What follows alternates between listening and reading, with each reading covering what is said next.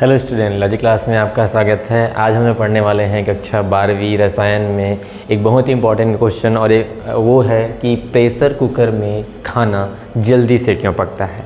इसी प्रकार एक और क्वेश्चन रहता है कि पहाड़ी इलाकों में जब रहोगे तो पहाड़ में जब खाना बनाया जाता है तो वो धीरे धीरे पकता है, लेकिन मैदानी इलाकों में वो उतने ही ताप पर बनता है जितने ताप की रिक्वायरमेंट होती है। लेकिन पहाड़ी इलाकों में जाओगे तो कम ताप पर खाना देखा जाए तो मतलब धीरे धीरे उबलता है। अगर बात किया जाए तो खाना जो है धीरे धीरे पकता है, ठीक है। तो इसका कारण जानने के लिए, इन सब का कारण जानने के लिए आपको समझना पड़ेगा कि क्वथनांक में उन्नयन क्या होता है ना, क्वथनांक में वृद्धि क्या होता है। यह एक अणु संख्या गुणधर्म होता है।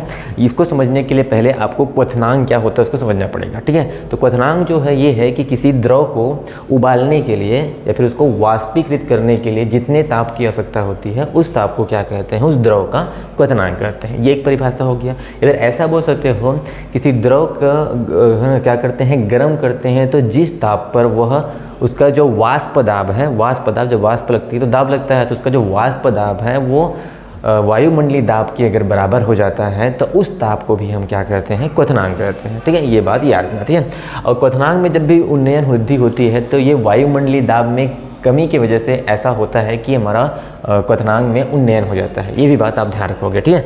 अच्छा, क्वथनांक में उन्नयन कब होता है, तो यहाँ पे देख सकते हो कि जब किसी अवाष्पशील विलय को किसी द्रव विलायक, शुद्ध द्रव विलायक में क्या करते हैं, घोलते हैं, तो विलयन में क्या होता है, सबसे पहले इस द्रव विलायक का वाष्प दाब पहले कम होता है। वाष्प दाब में कमी होगी तो याद रखना कि क्वथनांक में क्या हो जाती है, वृद्धि हो जाती है। वाष्प दाब में कमी होगी तो क्वथनांक में क्या हो जाती है, वृद्धि हो जाती है। ये बात आपको ध्यान रखना है, ठीक है।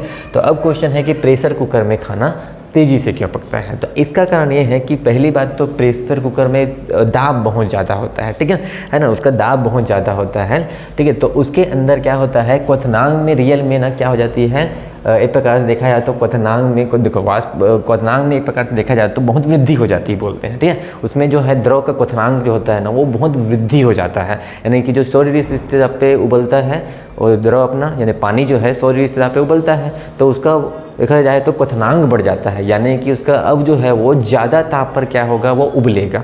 जैसे बोला जा सकता है कि 120 डिग्री सेल्सियस ताप पर उबलेगा। इसका मतलब क्या है कि वो उसको काफ़ी ज़्यादा ऊष्मा मिल जाएगी। कहने का मतलब ये है कि उसको काफ़ी ज़्यादा ऊष्मा मिल जाएगी खाना को पकने के लिए, इसलिए ज़्यादा क्वथनांक में वृद्धि होने की वजह से उसको ज़्यादा ऊष्मा मिलती है और ज़्यादा ऊष्मा मिलती है। और साथ ही साथ एक और बात है कि उसका दाब भी बहुत ज़्यादा होता है, प्रेशर भी अंदर का ज़्यादा होता है, भाप भी अंदर ही रह जाता है।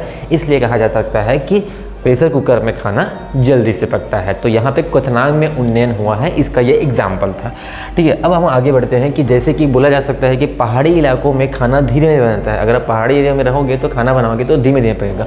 इसका कारण ये है कि पहाड़ी इलाकों में वायुमंडलीय दाब जो होता है ना वो बहुत क्या होता है, कम होता है, क्योंकि वायुमंडलीय दाब होता है इसलिए सांस लेने में प्रॉब्लम होता है। तो वायुमंडलीय दाब इसका क्या होता है भैया, कम होता है। और कम होने के कारण ऊपर में जाओगे तो यहाँ पे हमके पास क्या होता है, जो खाना जो ही बनाया जाएगा खाना, उसके लिए हमारे पास देखा जाए तो उसके क्वथनांक में कमी हो जाएगी। इस बार कमी हो जाएगा, क्वथनांक में क्या हो जाएगा, कमी हो जाएगा। दाब कम होगा तो क्वथनांक में भी क्या हो जाएगी, कमी हो जाएगी। वायुमंडलीय दाब कम होता है तो क्वथनांक में भी कमी हो जाती है, ठीक है। लेकिन वाष्प दाब ज़्यादा रहता है, ये बात को भूलना मत, ठीक है। तो हुआ क्या कि यहाँ पे देखा जाए तो क्वथनांक में क्या हो गई भैया, कमी हो गई।